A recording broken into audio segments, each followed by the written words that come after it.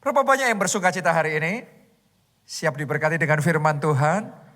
Judul khotbah hari ini sekaligus sebuah deklarasi profetik buat kita semua. Saya berdoa Anda siap dan Anda bisa menangkap apa yang Tuhan mau kerjakan dalam hidup saudara. Are you ready? Your prime time is now. Oke, bicara tentang time, ada yang namanya normal time. Tapi ada juga yang namanya prime time. Ada waktu-waktu dalam hidup kita tuh normal, biasa-biasa aja. Tapi ada momen-momen, itu adalah prime-nya. Itu momen terbaiknya, momen paling pentingnya. Dan saya, sementara kita masuk di bulan Agustus ini, saya mau mendeklarasikan untuk hidup saudara, your prime time is now. Dimulai sekarang, terjadi sekarang, prime time itu di dalam hidup saudara. Mari kita baca di dalam Pengkhotbah pasalnya yang ketiga. Ayatnya yang pertama. Kita lihat apa kata Alkitab tentang waktu. Ditulis begini. Untuk segala sesuatu ada masanya. Untuk apapun di bawah langit ada waktunya. Kalau Anda baca dengan lengkap, Anda akan menemukan ada waktu untuk tidur, ada waktu untuk bangun. Ada waktu untuk duduk, ada waktu untuk berdiri. Betul? Ada waktu untuk menanam, ada waktu untuk mencabut, menuai apa yang ditanam. Untuk segala sesuatu ada waktunya. Dalam hidup kita semuanya juga ada waktunya. Dan sekarang, your prime time is now. Saudaraku, kalau Anda perhatikan dalam kehidupan ulat, itu ada waktunya, ada fase-fasenya. Pertama dia ulat. Terus kemudian jadi apa? Kepompong. Dan sampai akhirnya menjadi kupu-kupu. Dan ini binatang yang sama, tetapi di fase yang berbeda, experience-nya berbeda. Waktu dia masih jadi ulat, dia mau bergerak saja berat. Dia mau gerak cepat saja, semuanya terasa serba lambat, very slow. Ya mungkin mimpinya besar, mungkin ingin berlari, ngelihat mungkin ada binatang yang lain yang terbang. Tapi seolah-olah dia kok nggak berdaya. Seolah-olah dia kok nggak bisa. Ada nggak di antara saudara yang saat ini dalam fase kehidupan yang kayak gitu, kepengennya lari. Tapi bisanya jalan maju pun tertati-tati dan pelan sekali. Ngeliatin teman-teman sudah maju, sudah sukses diangkat, dipromosikan, terima mujizat, ngalami kemenangan. Tapi kita kok ketinggalan sendiri, kita kok kayak gini sendiri. Padahal kita sudah ikut Tuhan, kita sudah berdoa, kita sudah sungguh-sungguh. Dan sementara kita memelihara iman kita, kita berharap di babak berikutnya kita akan mengalami terobosan yang besar. Akan tetapi yang terjadi malah beda dari pengharapan kita. Seperti ulat tadi dia pikir dia akan langsung bisa terbang. Tapi ternyata babak berikutnya, apa tadi yang kedua? Jadi kepompong. Malah dia kayak terkurung. Seolah-olah keadaannya semuanya gelap. Seolah-olah dia terpenjara. Seolah-olah sekarang sama sekali tidak bisa bergerak dan tidak mampu melakukan apa-apa. Mungkin di dalam keadaan seperti itu dia pikir ini sudah the end. Ini sudah akhirnya, ini sudah nasibnya. Dia memang sudah tidak berdaya. Tanpa dia sadari fase berikutnya akan berbeda dari apa yang dia rasakan pada waktu itu. Saya nggak tahu apa yang Anda rasakan pada saat ini. Mungkin Anda juga ngalami seperti kepompong ini. Seolah-olah sekarang semuanya serba terbatas.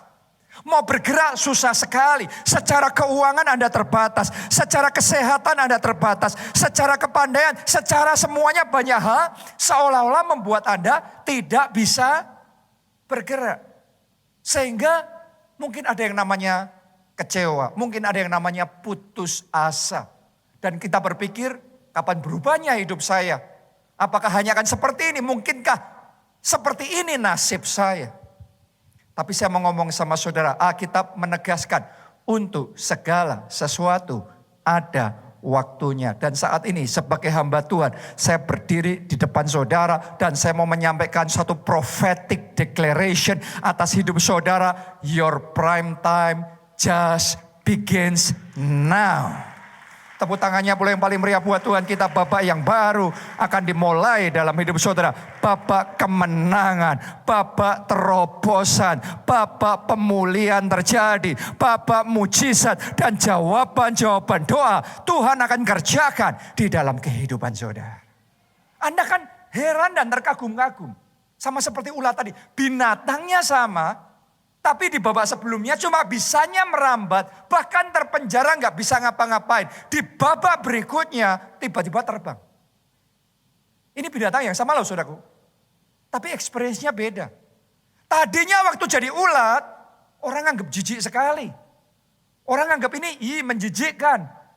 Mungkin sebagian orang juga ngerasa seperti itu. Mau dekat sama orang, mau berkenalan, mau presentasi, menawarkan sesuatu. Tapi selalu dijawab, no.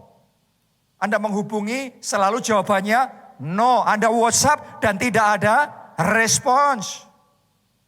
Tapi tiba-tiba ulat yang sama nih kalau sudah jadi kupu-kupu. Dia dikasih sayap sama Tuhan. Dia bisa terbang tinggi dan dia menjadi center of attention. Orang jadi mengagumi, orang memuji. Orang kan ngomong, wih cantik banget kupu-kupu itu. Binatangnya sama, yang satu dianggap menjijikkan, direndahkan, dijauhi. Tapi yang satu dipuji-puji. Karena seasonnya berbeda. Karena momennya, masanya berbeda.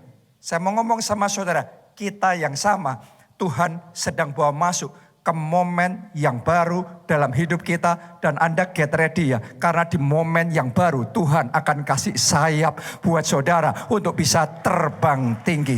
Apa yang sebelumnya Anda tidak bisa, Tuhan akan mampukan Anda bisa lakukan. Pintu-pintu akan terbuka buat saudara. Hal-hal yang lebih dari yang Anda pikirkan dan bayangkan, Tuhan kerjakan itu dalam hidupmu. Terjadilah, terjadilah, dan terjadilah. Tepuk tangannya yang meriah buat Tuhan kita. Mari kita baca Lukas 19 ayat 41 sampai 44. Ini ayat ini akan memberitahu kita pentingnya memahami waktu. Pentingnya mengetahui musim dalam kehidupan kita. Saya bacakan ya. Dan ketika Yesus telah dekat dan melihat kota itu, ia menangisinya. Katanya, wahai, betapa baiknya jika pada hari ini juga engkau mengerti. Yesus doa hari ini kalau bisa kamu ngerti. Karena hari-hari sebelumnya kamu gak ngerti. Jadi ada momennya memang orang itu gak ngerti, gak dong, gak paham, gak bisa ngeliat. Tapi Yesus berdoa supaya hari ini kamu mengerti. Mengerti apa? Mengerti apa yang perlu untuk damai sejahteramu. Tetapi sekarang hal itu tersembunyi bagi matamu. Jadi kadang-kadang kesempatan itu ada di depan kita. Tapi kita nggak bisa ngelihat. Tuhan sedang bekerja dalam hidup kita. Tapi sebagian orang gagal melihat bahwa itu Tuhan yang sedang bekerja. Makanya ditulis tersembunyi bagi matamu. Padahal ada. Tapi mata kita nggak bisa ngelihat. Lanjutin dulu ayat 43. Sebab akan datang harinya bahwa musuhmu akan mengelilingi engkau dengan kubu. Lalu mengepung engkau dan menghimpit engkau dari segala jurusan. Dan mereka akan membinasakan engkau beserta pendudukmu. Dan pada tembokmu mereka tidak akan membiarkan satu batu pun tinggal terletak di atas batu yang lain. Keadaan itu mengerikan sekali ya. Nah Anda lihat, orang mengalami keadaan yang menyedihkan, apa penyebabnya? Kalimat terakhir Anda perhatikan.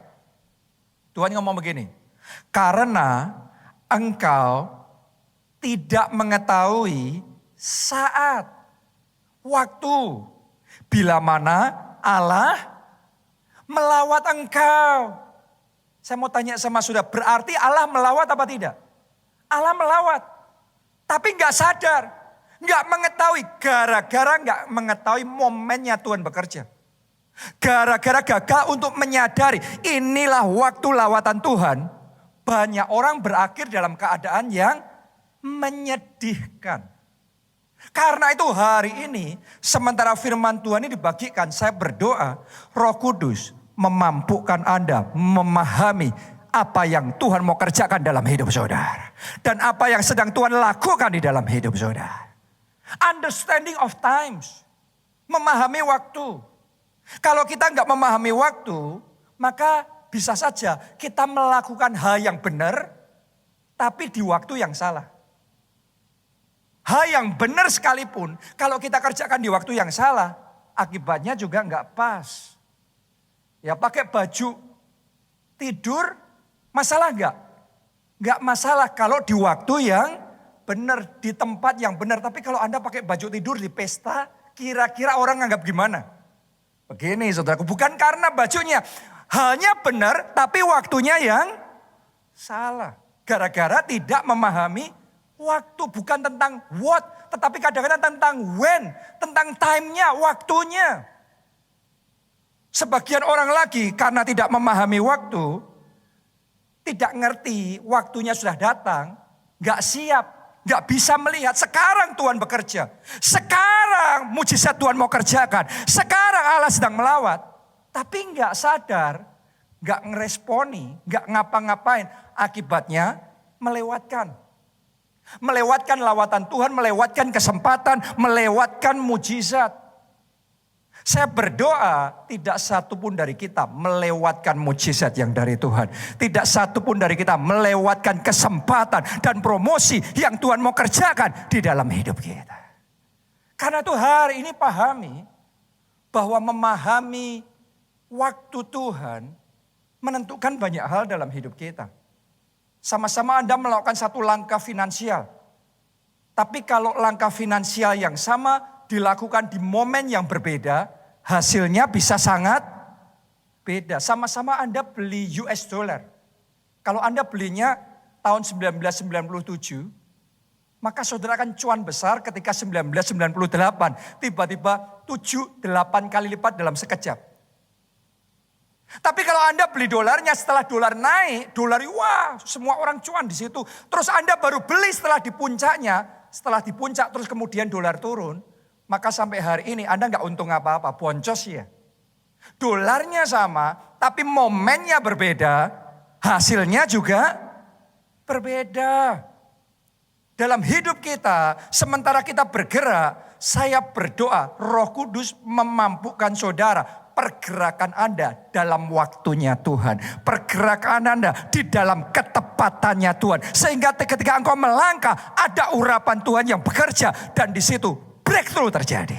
Kita kasih tepuk tangannya pula yang paling meriah buat Tuhan kita. Mari kita baca 1 Tawarik 12 ayat 32.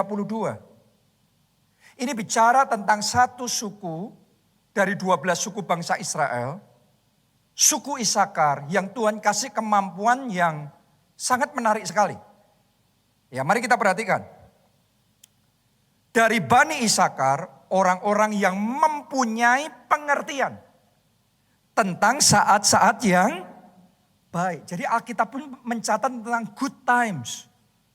Ada saat-saat yang baik, berarti ada saat-saat yang kurang baik. Jadi tidak semua saat itu sama bobotnya. Tapi ada orang-orang yang ternyata punya pengertian, understanding. Punya kemampuan ngerti, oh ini waktu yang baik. Oh ini belum saatnya, tunggu dulu. Ada orang yang punya pengertian. Dan suku Isakar adalah suku yang dikasih understanding of times. Dalam Alkitab bahasa Inggrisnya understanding of times. Sehingga mereka mengetahui apa yang harus diperbuat orang Israel. 200 orang kepala dengan segala saudara sesukunya yang dibawa perintah mereka. Jadi karena mereka ini ngerti waktunya, maka mereka ngerti kapan bergerak, kapan diam, kapan merespon, kapan harus ke kanan, kapan harus ke kiri. Jadi bukan sekedar langkahnya, tetapi mereka ngerti langkah yang sama, tepatnya kapan. Pukulan yang sama, jurus yang sama, kapan melangkahnya. Oh kiranya sekali lagi dalam nama Yesus, Roh Kudus memberikan pengertian yang sama, understanding yang sama kepada saudara. Sehingga Anda bisa ngerti saat-saat yang baik. Karena dalam hidup kita untuk kita maju, Untuk kita sukses, gak cukup hanya kerja keras. Gak cukup hanya knowledge yang bagus. Gak cukup Anda punya skill. Contoh nih ya, kalau saudara mau menaikkan layang-layang, saudara mungkin punya skillnya. Tapi kalau belum ada anginnya Tuhan kasih, Anda mau usaha kayak gimana pun, layang-layang itu naik sebentar, turun lagi. Dan turun lagi. Layang-layangnya sama, tempatnya sama, semuanya sama. Begitu angin berhembus. Tadinya turun dan susah dan berat. Sekarang naik dengan mudah. Kenapa? Angin sedang berhembus. Dan saya mau mendeklarasikan atas hidup saudara. The wind of the Holy Spirit. Angin yang dari Tuhan sedang berhembus atas hidupmu, buat kesehatanmu, buat keluargamu, buat masa depanmu, buat pekerjaan, buat keuangan, buat pelayananmu. Angin itu berhembus. Kalau angin berhembus, Anda kan heran. Tadinya mau naik-naikin, ngaap-ngaap, turun terus, down terus. Tapi begitu angin itu berhembus, up semuanya. Saya deklarasikan mulai bulan ini gak peduli dunia seperti apa. Tapi dalam hidupmu semua parametermu naik. Anda akan Tuhan bawa tetap naik dan tidak turun. Karena the wind is blowing. Jadi untuk orang itu sukses gak cukup cuma pinter. Gak cukup cuma kerja keras. Gak cukup cuma punya skill yang mumpuni. Itu harus. Tetapi kita juga butuh angin yang dari Tuhan. Sama seperti peselancar juga kan. Untuk Anda seorang peselancar bisa berselancar di atas air. Butuh apa? Ombak. Anda boleh juara dunia, peselancar yang hebat sekali. Tapi tanpa ombak, skill saudara nothing. Anda gak bisa menunjukkan apapun. Saudara butuh ombak yang daripada Tuhan. Begitu ombak itu datang, peselancar yang ready dan siap, dia akan masuk di situ, dia akan berselancar dan kita akan lihat, wow, kita akan kagum, orang akan bertepuk tangan dan dia akan bisa berselancar dengan indahnya dan berprestasi dengan luar biasanya. Pantainya sama, lautnya sama, bedanya ombaknya. Saya sebagai hamba Tuhan memberitahu saudara, masuk di bulan Agustus 2024 ini akan lain daripada yang lain. Ombak yang dari Tuhan akan dikirimkan untuk hidup saudara. Dan kalau Anda tahu ini momennya, ini saatnya, ini sekaranglah waktunya. Anda akan mengalami your prime time is now. Katakan amin dan kita kasih tepuk tangan yang meriah buat Tuhan kita. Anda percaya? Jadi itu dan jadi itu atas kehidupanmu. Nah, ketika prime time yang dari Tuhan, dia mulai kerjakan dalam hidup kita, ada dua hal yang akan kita alami. Dua hal ya. Yang pertama, pintu-pintu akan dibuka atas hidup saudara. Mari kita baca terlebih dahulu Kolose 4 ayat yang ketiga. Ini adalah pengalamannya Rasul Paulus. Nanti kita akan melihat kontrasnya, bedanya kalau pintu tertutup dibandingkan kalau pintu terbuka. Padahal Rasul Paulus yang sama. Knowledge yang sama, wisdom yang sama, anointing yang sama, ketajaman dan semuanya sama. Tapi yang akan kita baca ini waktu pintu masih tertutup. Perhatikan. Dia ngomong begini. Berdoa jugalah untuk kami. Apa yang diperintahkan Rasul Paulus? Berdoa. Coba semuanya katakan berdoa. Lebih keras katakan berdoa. Paling keras katakan saya harus berdoa. Oke, kenapa Rasul Paulus suruh berdoa? Enggak sembarangan loh ya. Ada tujuan. Berdoa jugalah untuk kami supaya apa? Allah membuka pintu. Jadi saat dia mengalami pintu tertutup, dia tahu rahasia membuka pintu tertutup adalah ketika kita mulai berdoa.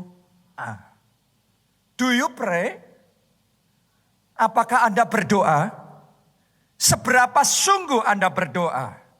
Bagaimana Anda berdoa? Karena itu akan menentukan apakah pintu tertutup tetap tertutup atau pintu tertutup sekarang terbuka. Rasul Paulus dia berdoa, bukan cuma dia berdoa sungguh-sungguh, bukan cuma sungguh-sungguh, tapi dia minta orang lain ikut berdoa buat dia. Kalau dia nggak nganggap serius berdoa, dia nggak akan nulis surat secara khusus, minta dukungan doa. Benar apa tidak? Padahal dia seorang rasul. Tapi dia minta support kita dong. Support in prayer. Berdoalah untuk kita. Oh, saya berdoa mulai hari ini. Kita semua ngerti dan percaya doa itu besar kuasanya. Ketika engkau menghadapi pintu tertutup. Ini nasihat firman Tuhan. Berdoa. Oke? Lanjutkan pembacaan itu. Supaya Allah membuka pintu untuk pemberitaan kami. Sehingga kami dapat berbicara tentang rahasia Kristus yang karenanya aku dipenjarakan. Coba Anda lihat, kalau pintu tertutup, bahkan seorang Rasul Paulus memberitakan Injil dengan kerja keras yang luar biasa. Tapi seolah-olah kayak gak dapat jalan. Seolah-olah kayak membentur tembok. Bukan cuma itu, bahkan sampai dia sendiri dipenjara. Kayak tadi ya, ulat mau gerak lambat banget. Serba berat. Sampai di satu titik malah terpenjara. Kayak dalam kepompong. Dan di dalam momen seperti itu, dia berdoa. Anda yang sedang mengalami seperti yang dialami Rasul Paulus, mengalami hambatan. Ada banyak rintangan yang terjadi dalam hidup saudara. Ada masalah yang bertubi-tubi terjadi. Saya tantang saudara, ayo berdoa. Ayo berdoa saudaraku. Saya ajak saudara bangkit dalam iman dan mulai berdoa. Bukan cuma berharap. Tiba-tiba keadaan berubah. No. Berdoa. Oke, bila perlu tambahin doa, puasa. Ayo sebagian yang puasanya sudah sempat luntur, bangkit lagi. Doa, puasa. Gak ada yang amin? Saya ulang sekali lagi, doa, puasa. Ketika Anda berdoa, doa itu besar kuasanya. Pintu-pintu tertutup dalam hidupmu terbuka. Mari kita lihat. Apa yang Tuhan kerjakan untuk Rasul Paulus ketika pintu itu terbuka. 1 Korintus 16 ayat yang ke-9. Sebab di sini banyak kesempatan bagiku. Dalam Alkitab bahasa Inggris KJV, King James Version, ditulis a great door. Berarti pintunya besar, kesempatannya besar. Dalam bahasa Indonesia, Alkitab kita, kesempatannya banyak. Ini amazing banget. Ini opportunity, kesempatan emas. Wow. Di sini banyak kesempatan bagiku untuk mengerjakan pekerjaan yang besar dan penting. Sekalipun ada banyak penentang. Saudaraku, kadang-kadang orang berpikir, kalau Tuhan buka pintu, maka gak ada hambatan sama sekali. Tapi mari saya beritahu saudara, ada satu dimensi juga. Kadang-kadang Tuhan izinkan di saat yang sama kesempatannya besar. Tapi di saat yang sama tantangannya juga besar.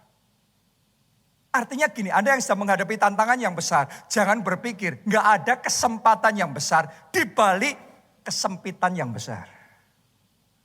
Saya berdoa mulai hari ini dalam nama Yesus, mata rohani saudara dicelikkan. Di balik kesempitan yang besar yang engkau alami, ada kesempatan yang besar. Di balik masalah besar yang engkau alami, ada mahkota yang besar. Di balik peperangan besar yang engkau sedang hadapi saat ini, akan ada kemenangan yang besar. Boleh katakan amin. Tepuk tangannya yang meriah buat Tuhan kita. Karena apa? Berdoa. Maka pintu terbuka. Tapi ayat berikutnya ini Anda akan melihat satu dimensi yang beda lagi. Dialami Rasul Paulus ketika pintu terbuka. Kisah para Rasul 28 ayat 30 sampai 31.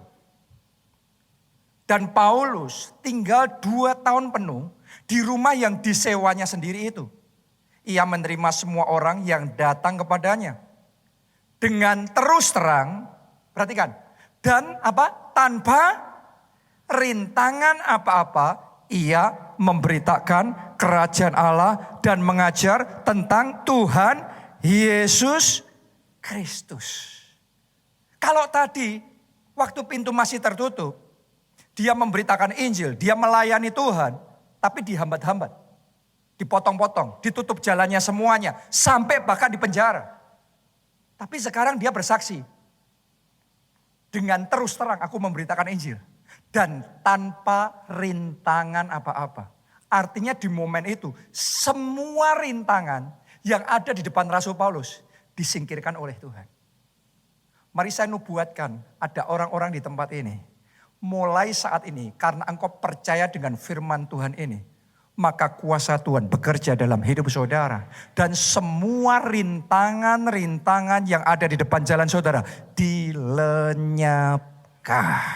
Tuhan buka pintu, Tuhan kasih jalan tol, dan Tuhan berikan breakthrough, terobosan besar di dalam kehidupan saudara.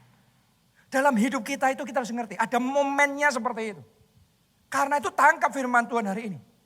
Dan dengan iman katakan, my prime time is now. And doors are open. Pintu-pintu terbuka.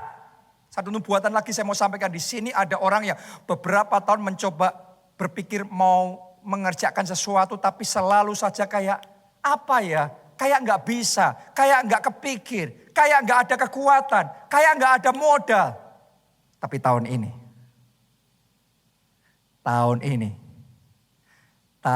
ini Tuhan akan membuat yang tidak ada jadi ada. Tuhan akan memberikan idenya sama saudara. Tuhan akan memberikan modalnya sama saudara. Tuhan akan memberikan timnya sama saudara. Tuhan akan memberikan perizinannya sama saudara. Tuhan akan menyediakan semua yang Anda butuhkan. Karena your prime time is now. Tepuk tangannya yang meriah buat Tuhan kita. Dan saya kok ngerasa di ibadah ini, tadi saya nggak ngomong di ibadah sebelumnya. Di sini ada yang sudah masuk di lansia. Tapi Tuhan ngomong, your prime time itu sekarang. Ada seseorang di sini sudah kategorinya masuk di usia lansia. Tapi di hati saya, Roh Kudus taruhkan, Tuhan akan kerjakan apa yang dia kerjakan untuk siapa? Yosua dan Kaleb.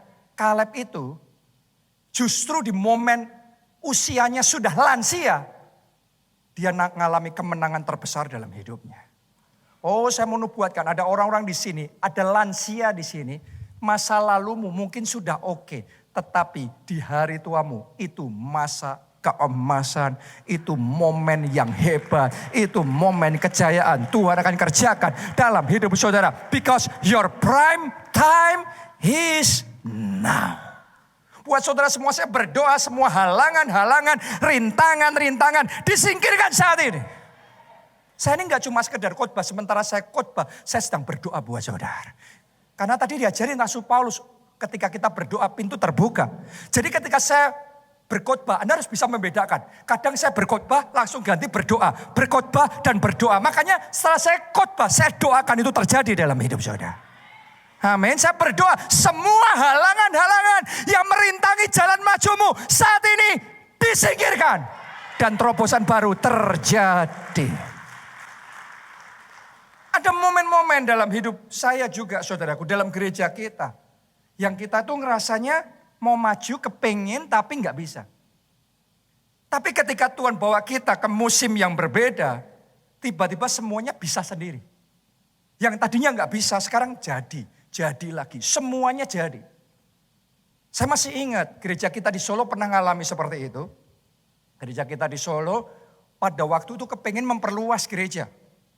Tapi karena kita ada di tengah kota, di area yang sudah padat sekali, tentunya tanah-tanah itu sudah dimiliki orang lain dan ditinggalin jadi rumah, jadi macam-macam. Dan gak mudah. Kita coba tanya, kita coba. Tapi seolah-olah mentok dan gak mungkin. Itu terjadi. Tetapi di momen kita ngalami jalan tertutup, jalan buntu seperti itu. Satu yang kita bisa lakukan, berdoa. Bukan kita nggak berusaha loh ya. Kita berusaha, Anda sudah berusaha, tapi pintu tertutup. Jangan lupa ada kuasa yang besar ketika kita berdoa. Amin. Sebagian dari saudara api doanya harus dibangkitkan. Anda bisa ngerasain dari ketika saya ngomong berdoa, itu ada api yang menyala. Tapi ada yang apinya padam berdoa. Doanya dengan api yang berbeda, powernya berbeda. Karena saya berdoa, api doamu dikobarkan. Api doamu dinyalakan kembali. Api doamu dibangkitkan kembali. Sehingga engkau bangkit berdoa. Kita juga mulai berdoa, kita mulai berdoa. Dan itu Tuhan kalau sudah kerja itu di luar nalar kita. Itu hanya dalam waktu 1-2 bulan, dalam window 1-2 bulan itu. Tiba-tiba kita itu dapat telepon dihubungi dari kanan kiri. Dari begitu banyak pemilik rumah tanah di sekeliling kita, bangunan di sekeliling kita. Nawarin untuk kita beli tempat mereka. Dan itu langsung deal, sepakat. Dan karena itulah Tuhan membuka jalan, gereja kita bisa diperluas. Dan ketika gereja kita diperluas, kapasitas hampir 5.000 tempat duduk di Solo.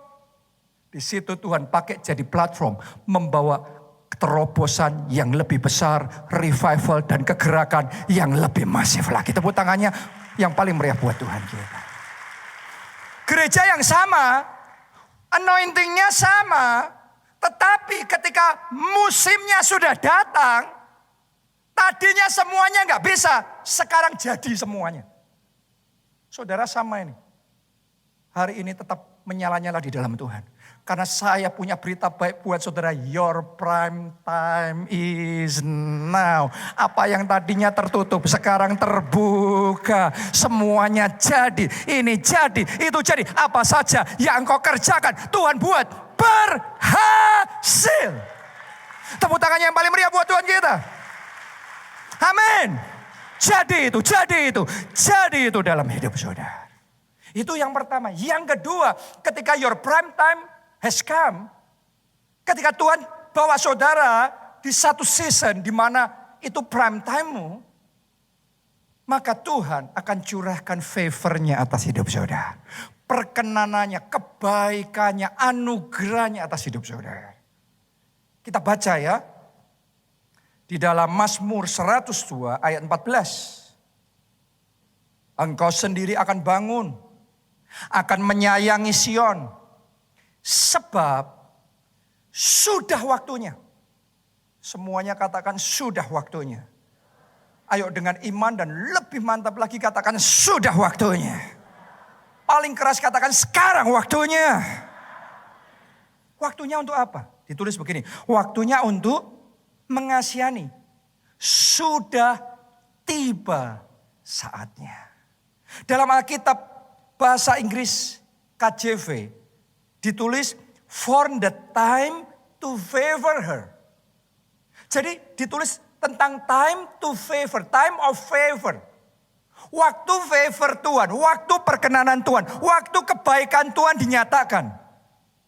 Ditulis begini, for the time to favor her, yea. The set time is come. Set time. Set time itu artinya time yang sudah ditetapkan, diset di situ. Ya, ibaratnya tadi pagi Anda bangun ada alarmnya enggak? Saya kalau hari Minggu harus pastikan alarm saya jalan, saudaraku. Sebelum saya tidur, saya pastikan besok pagi saya harus bangun jam sekian. Oke, itu artinya waktu saya bangun sudah ditetapkan. Itu set time.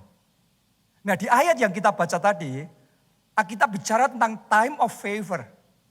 Waktu favor Tuhan, waktu perkenanan Tuhan, waktu kebaikan Tuhan dimanifestasikan. Dan tahukah saudara, Alkitab mencatat waktu favor kayak gitu, itu sudah disetting. Kapan waktunya? Ini saya sampaikan, your favor time, your prime time is now. Tangkap itu jadi rema dalam hidup saudara. My prime time is now. My time of favor is now. Karena kalau saudara ngalami favor yang daripada Tuhan, gak ada kalahnya. Orang kalau sudah hidup disertai dengan favornya yang dari Tuhan, favor dari Tuhan itu akan mengerjakan minimal 3 hal atas hidupmu. Nomor 1, favor dari Tuhan akan membuat engkau mengalami pengecualian. Orang lain dihambat-hambat, Anda akan dipermudah. Orang lain tenggelam, Anda sendiri yang naik. Orang lain rebah, kita ngomong 1000 rebah di sisi kiri, selaksa di sisi kanan. Tapi Tuhan yang menopang saudara. Anda akan dikecualikan, Anda akan dispesialkan. Orang lain harus antri, tapi saudara dikasih jalan tol sama Tuhan. Anda akan ngelihat dan Anda akan dibuat terheran-heran. Tiba-tiba semuanya dimudahkan. Pintu-pintu dibuka buat saudara. Ini jadi, itu jadi. Itu favor Tuhan. Kita baca Kejadian 6 ayat yang ke-8. Tetapi Nuh mendapat kasih karunia di mata Tuhan. Ayat ini pendek, tapi kena di hati saya. Karena saat itu dunia sedang banjir besar dan itu membinasakan seluruh bumi. Semua yang hidup binasa semuanya. Tentang Nuh, hanya tentang Nuh ditulis. Tetapi Nuh. Saya berdoa atas hidup saudara. Ada tetapi itu. Ada pengecualian itu. Itu yang Tuhan kerjakan dalam hidup saudara. Kenapa? Karena Nuh mendapat kasih karunia. Kasih karunia itu apa sih? Favor. Jadi favor Tuhan itu membuat Nuh dikecualikan. Seluruh dunia binasa. Nuh sendiri selamat. Saya mau ngomong sama saudara. Sebagian orang dalam hidup selalu baca surat kabar. Selalu memantau berbagai macam parameter. Memastikan ini kondisi ekonomi bagus apa jelek. Karena kita berpikir kalau kondisi ekonomi itu mempengaruhi kita. Gak ada salahnya sih saudara membaca berita. Tapi hari ini saya mau beritahukan saudara, ada yang namanya keadaan umum. Tapi ada yang di atas dari yang umum. Itu namanya favor Tuhan. Kalau Anda ngalami favor dari Tuhan, dunia ekonominya boleh buram, boleh suram. Tapi di saat yang sama Tuhan akan membuat ekonomimu bersinar dengan terang. Karena ada kemuliaan Tuhan dimanifestasikan dalam hidup saudara. Tepuk tangannya yang paling meriah dan terjadilah itu dalam hidupmu. Di sekeliling kita boleh kekeringan, tapi Anda dibasahi dengan anugerah dan rahmatnya melimpah dalam hidup saudara. Itu yang namanya dikecualikan. Jadi bangkit iman saudara. Jangan ikut lemes saat sekelilingmu lemes. Saat rekan kerjamu lemes, putus asa, pengusaha yang lain kecil hatinya, saja sudah bangkit di dalam iman. Karena your time of favor is now. Dan favor dari Tuhan itu membuat Anda dikecualikan, diistimewakan, dispesialkan, di VIP-kan. Saya bicara sama VIP-nya Tuhan yang ada di tempat ini. Tepuk tangannya yang paling meriah buat Tuhan kita. Amin. Yang kedua, favor Tuhan akan memperluas wilayahmu. Setiap orang punya wilayah, punya domain, punya jatah, punya bagian, punya porsinya masing-masing. Tapi kalau saat ini Anda terima favor dari Tuhan, sadarilah favor dari Tuhan itu akan memperluas wilayahmu, melipat gandakan bagianmu, membuat berlimpah-limpah omsetmu. Favor Tuhan bisa loh membuat Anda ngalami semuanya itu. Mari saya bacakan Ulangan 33 ayatnya yang ke-23. Tentang Naftali. Tahukah saudara Naftali ini adalah salah satu suku dari 12 suku bangsa Israel. Tentang Naftali, ia berkata, Naftali kenyang dengan perkenanan. Tahukah saudara dalam Alkitab bahasa Inggris kenyang dengan perkenanan, ini ditulis sebagai overflowing with favor. Jadi overflowing itu apa? Sampai melimpah meluap. Kayak air ya di botol, Anda isi ada air, itu beda sampai airnya overflow. Airnya sampai kepenuhan, sampai meluber. Itu yang dicatat dalam Alkitab sebagai overflowing favor. Dalam bahasa Inggrisnya, bahasa Indonesianya kenyang dengan favor Tuhan. Bukan cuma ada favor Tuhan, bukan cuma makan dan menikmati favor Tuhan, tapi dibuat sampai kenyang. Akan ada orang-orang di tempat ini, saya nubuatkan sekali lagi. Ini saya sedang berdoa dan mengerjakan ini dalam hidup saudara. Saya berharap ada iman di hatimu untuk connect, sehingga engkau bisa menerima. Amin. Ada orang-orang di tempat ini mungkin tahun-tahun kemarin ada favor Tuhan dalam hidup saudara tapi enggak cukup. Anda belum kenyang. Mungkin masih lapar nih, masih kekeringan nih. Tapi your time has come. Time of favor has come. Sudah tiba waktu perkenanan Tuhan itu. Dan Tuhan akan membuat engkau sampai kenyang dengan favor Tuhan. Overflow with favor. Amin. Bukan cuma overflow with favor. Lanjutkan lagi, ditulis begini. Dan penuh dengan berkat Tuhan. Dalam bahasa Inggrisnya full of the Lord's blessing. Penuh dengan blessingnya Tuhan. Terus karena dia terima favor dan blessing yang kayak gitu. Favor blessing dari Tuhan itu menyebabkan sesuatu terjadi. Lihat ini, apa yang terjadi? Apa yang dialami Naftali? Langsung dikasih mandat. Apa mandatnya? Milikilah Tasik dan wilayah sebelah selatan. Dalam bahasa Inggrisnya ditulis begini. Possess the west and south. Tadinya west dan south, barat dan selatan belum jadi wilayah mereka. Tapi karena mereka overflow with favor. Favor itu membuat mereka mendapatkan mandat dari Tuhan to possess more, to possess the west, to possess south yang mereka belum punya. Sekarang mereka take over. They can possess more when the favor of God overflow. Dalam hidup kita ada certain limits that we can possess. Ada batasan-batasan tertentu yang sekarang ini bisa kita miliki. Oke? Tapi kalau saudara terima overflow. Overflow with the favor of God.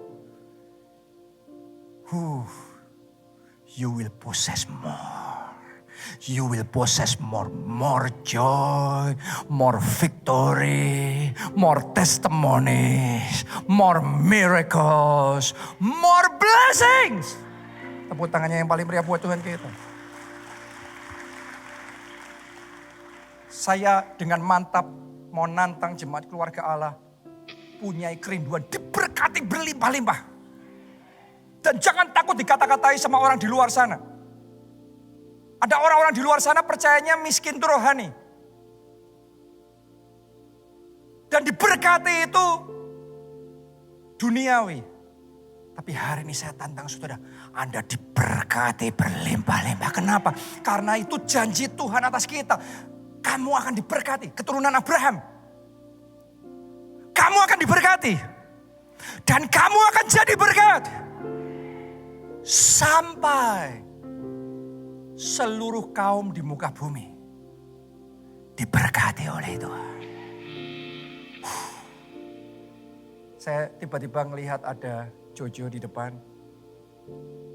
Keluarganya Jojo ini ada yatim piatu ya, punya kayak tempat asrama gitu ya untuk menampung anak-anak supaya bisa dibesarin dengan baik ya. Berapa banyak anak di situ? 50? Sekitar 50. Saya mau tanya, untuk memelihara 50 anak itu dananya kecil atau besar? Satu anak 1 juta. Satu anak 1 juta. Itu padahal di daerah pedalaman ya. Daerah pedalaman. Berarti untuk membiayai 50 anak butuh 50 juta. Tapi janjinya Tuhan bukan 50 anak. Janjinya Tuhan sama kita, keturunan Abraham. Sampai semua kaum di muka bumi diberkati melalui saudara dan saya. Jangan mau ditipu oleh iblis yang ngomong kita gak usah diberkati, gak usah mikir tentang berkat. No, itu pikiran orang kecil. Anda akan diberkati oleh Tuhan. Engkau akan diberkati berlimpah-limpah dan engkau akan jadi berkat yang besar. Engkau akan memenuhi rencana Tuhan sampai seluruh kaum di muka bumi diberkati melalui hidup saudara. Tepuk tangannya yang paling meriah buat Tuhan kita. You will possess more, you will possess more, you will possess more, and you will become blessing more. Ayo bangkit Tuhan, bangkit saudaraku, bangkit dalam iman. The time of favor is now, the prime time is now. Saya ngerasain ada anointing yang sedang mengalir saat ini. Dan ketika anointing kayak gini mengalir, if you believe you get it. If you believe you get it. If you believe you get it. Anda terima itu, Anda terima. Dan engkau akan bersaksi. Yang ketiga, yang terakhir. Favor Tuhan akan membuat Anda disukai. Ulangan 33 ayat yang ke-24. Tentang Asher. Tadi tentang Naftali. Ini suku yang lain lagi dari bangsa Israel. Tentang Asher, ini blessingnya. Ia berkata, diberkatilah Asher di antara anak-anak lelaki. Biarlah ia disukai oleh saudara-saudaranya. Dan biarlah ia mencelupkan kakinya ke dalam minyak. Jadi favor Tuhan membuat dia disukai oleh orang-orang yang di sekelilingnya. Tahukah saudara, Alkitab bahkan mencatat kalau engkau berkenan di hadapan Tuhan, engkau dapat favor dari Tuhan. Tuhan akan membuat musuhmu pun berdamai dengan engkau. Artinya musuh yang orang-orang yang benci sama saudara akan dibuat Tuhan suka sama saudara. Saya berdoa ada profesional-profesional di tempat ini. Anda terima favor yang seperti ini dari Tuhan. Yang membuat di tempat kerja Anda disukai oleh rekan kerja. Disukai oleh atasan saudara. Disukai oleh orang-orang yang ada di dalam tim saudara.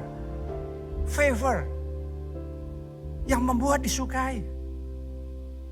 Saya berdoa di sini. Ada menantu-menantu yang terima favor supaya disukai mertuanya. Dan Anda butuh yang satu itu.